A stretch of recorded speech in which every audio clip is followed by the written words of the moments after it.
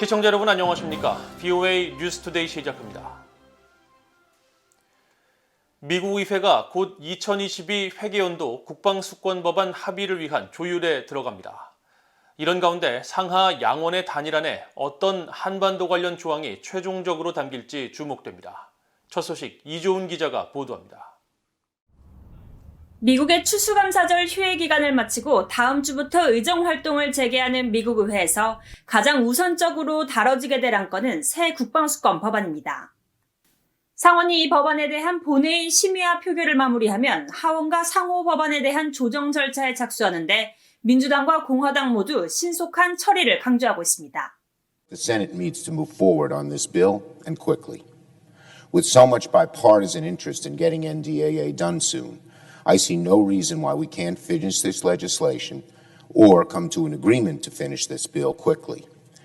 It's how we address the global threat landscape and ensure our troops have the training, equipment, and the resources they need to counter adversaries of today and tomorrow. From threats by an increasingly hostile Iran to those by an unpredictable North Korea, there are many security challenges on the horizon. 상하원 조정을 거치게 될 한반도 관련 주요 조항은 파이브 아이즈로 불리는 미국, 영국, 캐나다, 호주, 뉴질랜드의 정보동맹에 한국 등을 포함시키는 방안 검토, 북핵 역량 평가, 주한미군 규모와 미한동맹에 대한 의회의 입장을 담은 부분입니다. 상원과 달리 하원의 법안에는 파이브 아이즈의 한국과 일본, 인도, 독일을 포함시키는 방안에 대해 이점과 한계 등을 담은 국가정보국장의 평가 보고서를 내년 5월 20일 전까지 의회에 제출하도록 하고 있습니다. 또 주한미군 규모 미한동맹과 관련해 한국에 배치된 약 28,500명의 미군주 등이 한반도를 안정화하는 힘일 뿐 아니라 영내 모든 동맹국에 확신을 제공하는 역할을 한다며 기존의 강력한 주한미군을 유지해야 한다는 점을 명시했습니다. 하원과 달리 상원의 법안은 인도태평양 영내 동맹과 파트너십 강화의 맥락에서 미한 상호 방위 조약과 일치하고 평화적이며 안정된 한반도라는 공동의 목표를 지지하는 문구 등이 담겼습니다. 아울러 북한과 중국, 러시아 등의 핵무기 관련 역량에 대한 국가정보국장의 공개 보고서를 내년 1월 1일 전까지 의회에 제출하도록 하고 있습니다. 한반도 관련 조항은 현재 상하원 사이에 대체로 당파적 이견은 없지만 최종 단일안에 어떤 문구가 들어갈지가 관건입니다. 또 북한 정권을 더 압박하는 내용을 담은 오토원비어 북한 검열 감시 법안이 상원의 국방수권 법안에 포함될 경우 하원과 어떤 조율을 거칠지도 주목됩니다. 공화당의 로포트먼 상원 의원이 제출한 이 법안은 미국 정부가 북한의 억압적인 정보 환경에 대응할 전략을 마련하도록 하는 게 핵심 중 하나입니다. 미 의회가 지난 60년 동안 매년 의결해온 국방수권 법안은 이런 조율을 거쳐 의회가 최종적으로 채택하면 조 바이든 대통령의 서명을 거쳐 법적 효력을 갖게 됩니다. VOA 뉴스 이조은입니다.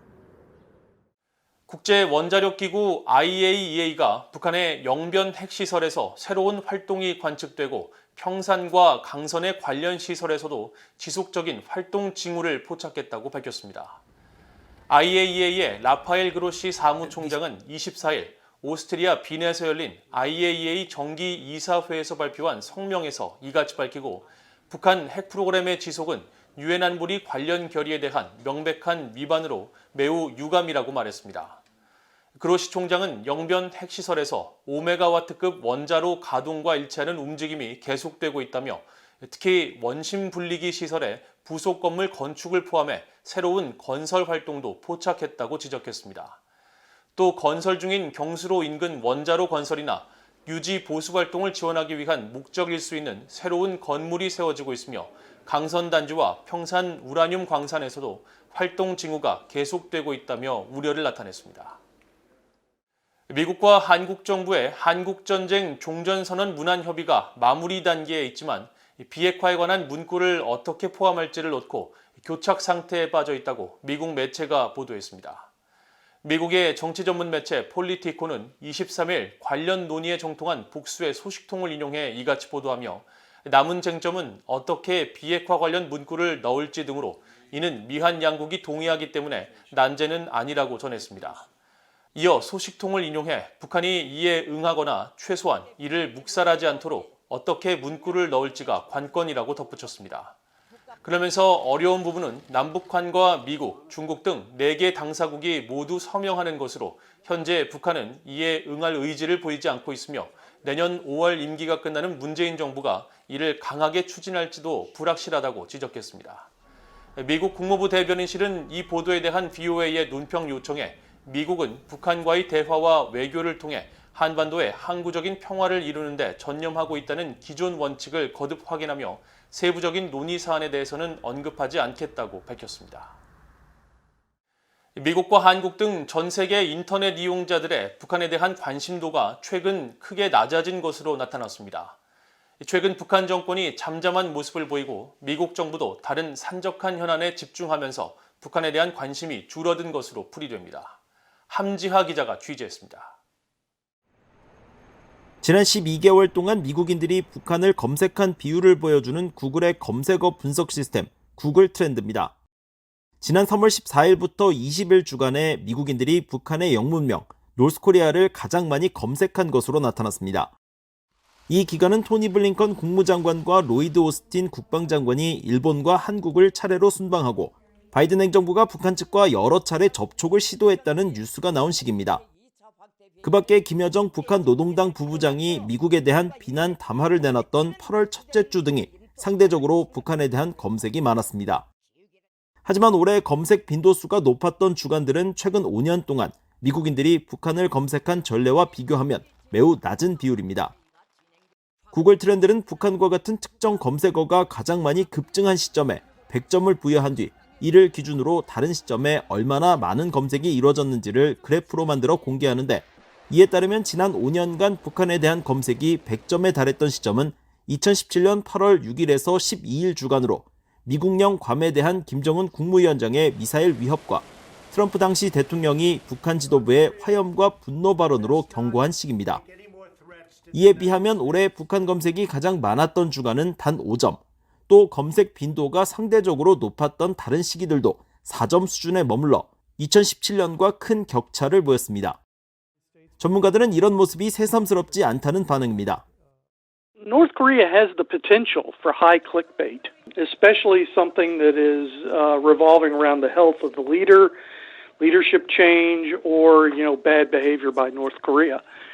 If none of that is happening, North Korea completely falls off the planet, and people really don't, focus on it much because, frankly, the United States government doesn't focus on it much. 이런 조회 경향은 국제사회에서 은둔의 왕국으로 불리는 북한이 얼마나 예측하기 힘든 비정상적 국가임을 보여준다는 지적도 있습니다. 고수 국장은 최근 미국 정부가 중국과 러시아를 언급하고 미국의 주요 언론들도 이런 분위기를 따라가고 있는 만큼 북한 지도부가 뭔가를 하지 않는 한 미국인들의 관심에서 계속 멀어질 수밖에 없다고 말했습니다. VOA 뉴스 함지하입니다.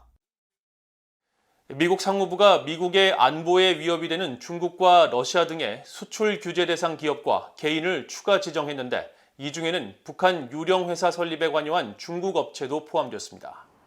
상무부 산하 산업안보국은 24일 보도자료를 통해 중국과 러시아, 싱가포르, 파키스탄, 일본 등에 있는 총 27개 기업과 개인을 미국의 국가안보와 외교정책 이익에 반하는 활동에 참여한 혐의로 수출 규제 대상 목록에 추가했다고 밝혔습니다. 상무부는 또 규제 대상 가운데 중국에 기반을 둔 업체 8곳이 포함됐다면서 이들이 중국 인민해방군의 현대화를 지원하거나 군사 응용 프로그램을 지원하는 미국의 원천 기술을 탈취하려는 시도를 했다고 지적했습니다. 특히 지난 2019년 규제 대상에 오른 중국 기업 코라드 테크놀로지의 계열사 3곳은 북한의 유령 회사 설립과 이란의 군사 우주 프로그램에 관여한 혐의로 규제 대상에 추가됐다고 설명했습니다. 지나 러먼도 상무장관은 성명에서 이번 조치가 중국과 러시아의 군사적 발전과 파키스탄 등의 위험한 핵 미사일 등 확산 활동을 막는 데 도움이 될 것이라고 강조했습니다. 이상으로 VOA 뉴스투데이를 모두 마칩니다. 시청해주신 여러분 고맙습니다.